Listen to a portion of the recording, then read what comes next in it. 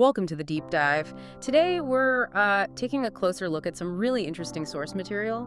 It's all focused on ancient wisdom about suffering, service, and character. Yeah, and we're drawing heavily from reflections on the book of Job, specifically chapters 36 and 37. Our mission, as always, is to kind of pull out the practical insights for life today. Exactly.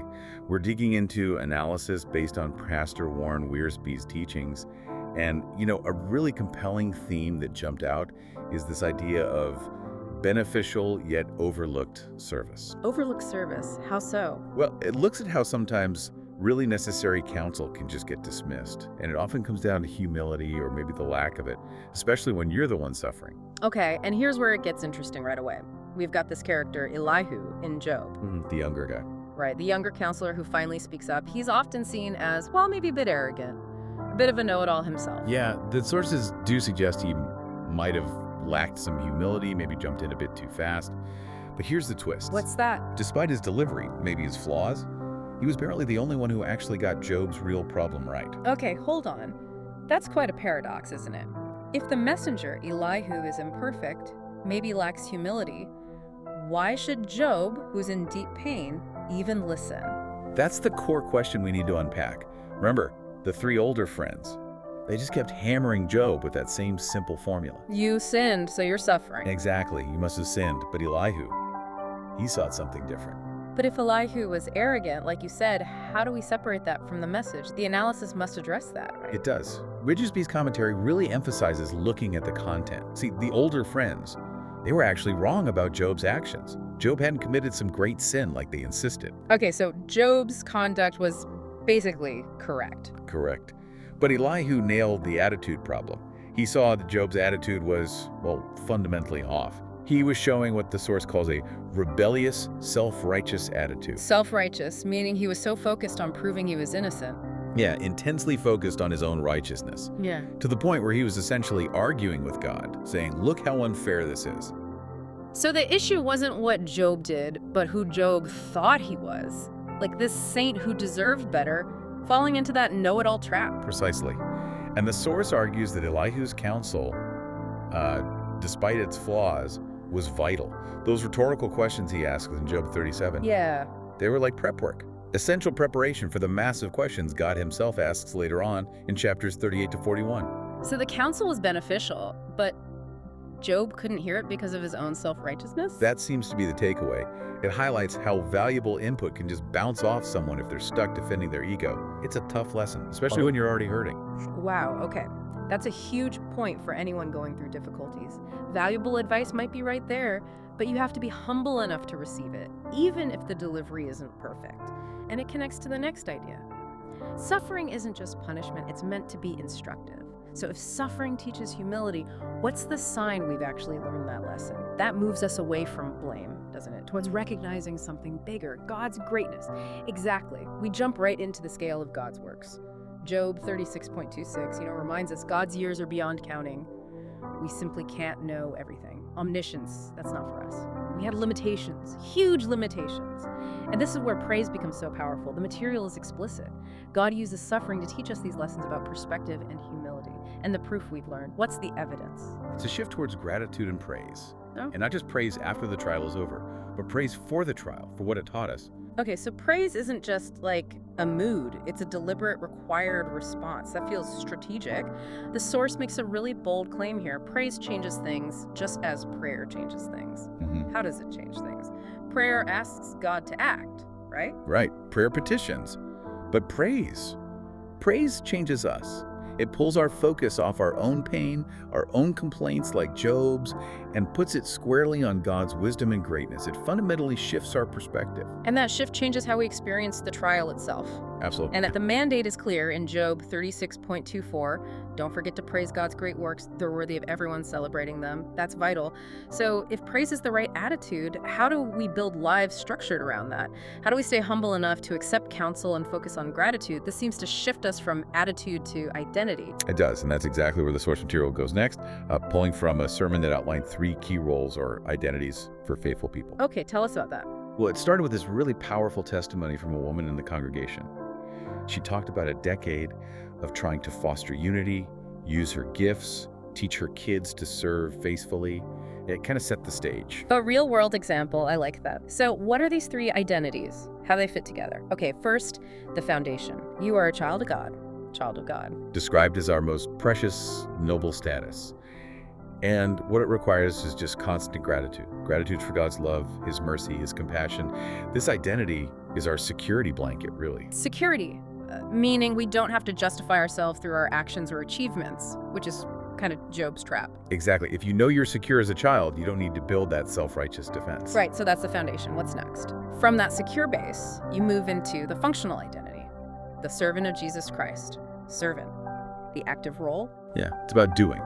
Faithful service, showing up, doing what needs doing without needing the spotlight. It frames how we should use everything we have, which leads naturally to the third role, which sounds maybe more complex. Good steward of gifts. Is that just about money? No, definitely not just money.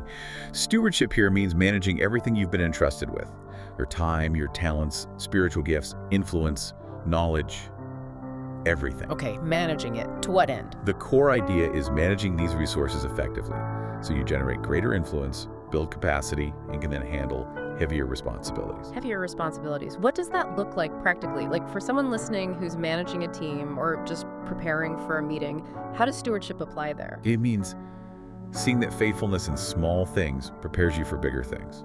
If you manage your time well in a small project, if you mentor one person effectively, if you use your skills to solve a problem with integrity, that builds the muscle for true leadership later on. Ah, so leading a bigger team, handling a larger budget, teaching more people, it all starts with stewarding the smaller things well. Exactly. The identities work together.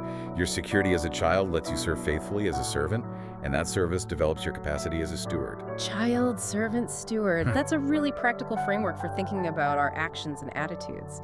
And it seems like a perfect bridge to our final section, applying these big ideas to everyday integrity and workplace challenges. Right. And we start with a classic example, Joseph. Joseph in Egypt, Potiphar's wife. He faced this daily, relentless seduction. It wasn't just a one-off temptation, it was constant pressure. And what did he do? He refused, and then he fled. He ran away and got thrown in prison for it, based on false accusations. Correct. But here's the crucial insight the source pulls out for us today. Joseph didn't stick around to argue. He didn't try to reason with her or test his willpower day after day. He fled. Why is fleeing the key takeaway, not just resisting? Because the source argues that the absolute best way, sometimes the only way, to deal with pervasive temptation is to get away from it entirely. Stay away. Don't test yourself. Don't test yourself. Joseph knew staying in that house, even trying to be honorable while still being near the temptation, was just asking for trouble. For certain threats to your integrity, removal is the strategy. You often can't win a sustained argument with temptation. That feels incredibly relevant today, especially when we think about modern temptations. It's not just physical seduction, is it? Not at all. The source specifically calls out money, fame, and very pointedly, consumerism. Consumerism? How so? It gives really specific examples like shopping channels or even just wandering through department stores. They're designed fundamentally to tempt you to buy things you don't actually need. And the source connects this directly to marital problems. Yeah, it's quite blunt. It says this kind of spending often leads straight to arguments and tension in marriages, rooted in what it calls face issues. Face issues? What exactly does that mean? Like keeping up appearances, ego? It's basically status anxiety. Buying things not because you need them, but because of how they make you look, or what you fear others will think if you don't have them. That new gadget, that piece of furniture. If the motive is ego or fear of judgment, that's a face issue. And the Joseph principle applies. Flee. Yes. If you know certain environments trigger that anxiety, that urge to buy for status, flee. Avoid the stores, the websites, the channels that spark it. Remove the temptation. That is incredibly practical advice. Okay, let's loop back now to Job and Elihu and apply this whole discussion about humility and self-righteousness to the workplace. Yeah, the wisdom here shifts to professional conduct, especially when facing really complex problems. What's the advice? It's basically this. Many workplace challenges are just too complicated for quick fixes. Even if you're highly educated, very experienced, you have to acknowledge your limits. So don't be Elihu jumping in too fast, or Job thinking you know better than everyone, even God. Exactly. Rushing to provide the answer, especially when things are messy, often comes from that same ego we saw in Job or maybe Elihu. You risk sounding like you know everything, or offering advice without true humility. So sometimes the wisest thing is silence, patience. Precisely. Sometimes faith, or just good professional practice, requires patience, silence, reflection, and waiting. Not rushing in with a definitive, self-assured answer. That quiet restraint, that's a different kind of wisdom. It is. It's wisdom that comes not just from intellect or experience, but from, as the source puts it, reverence for the Lord. True wisdom recognizes when it's time to be quiet and listen, or just wait. That really ties everything together beautifully. The humility to take good advice even from flawed people, the power of praise over complaint, the child servant steward framework, and the wisdom of knowing when not to speak. So maybe we can leave our listeners with a couple of reflection questions from the source material for the week ahead. Yeah, let's do that. Can you think of someone whose sincere efforts to serve you maybe give you advice you previously overlooked? Perhaps you dismissed it because you didn't like the person or their delivery. How could you show some gratitude for that service now? That's a challenging one. And the second, How do you practically apply that Joseph principle, the idea of fleeing temptation, when it comes to modern consumerism? Where might you need to physically or mentally step away from triggers that feed those face issues this week? good questions. And maybe one final thought to leave everyone with, connecting back to that core theme of humility. Go for it. If hardship is sometimes God's way of revealing and breaking down a know-it-all attitude, think about this. What seemingly huge professional or personal challenge are you facing right now that might actually be an opportunity? An opportunity to practice silence, acknowledge your limitations, and maybe, just maybe, gain some true, lasting wisdom through humility. Something to definitely chew on. Absolutely. Thanks for tuning into this deep dive. We'll catch you on the next one.